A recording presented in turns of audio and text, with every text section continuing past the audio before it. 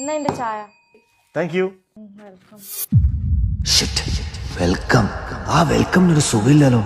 ഇവൾക്ക് എന്ത് പറ്റി? ഇനി മൊത്തം റിവൈൻഡ് അടിച്ച് നോക്കേണ്ടി വരും. എനിക്ക് ശരിക്കും ഓർമ്മയുണ്ട്, ഓൾ എന്നെ വിളിച്ചപ്പോൾ ഞാൻ ഒരു സെക്കൻഡിൽ തിരിച്ചു വിളിച്ചു.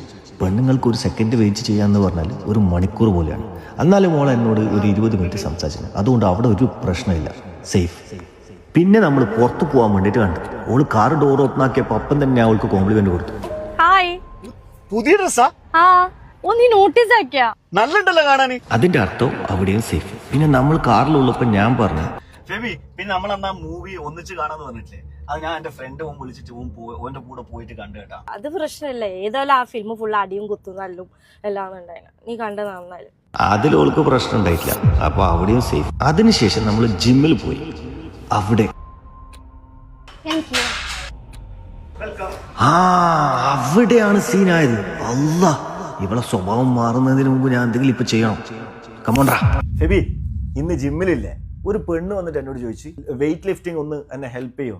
അപ്പൊ ഞാൻ പറഞ്ഞു, സിസ്റ്റർ നിങ്ങളെ ട്രെയിനർ എവിടെ?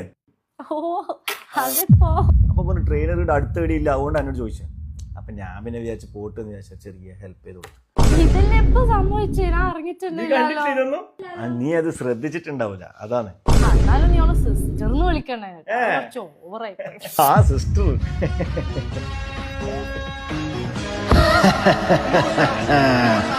എന്നോട് ഇവളെ കളി.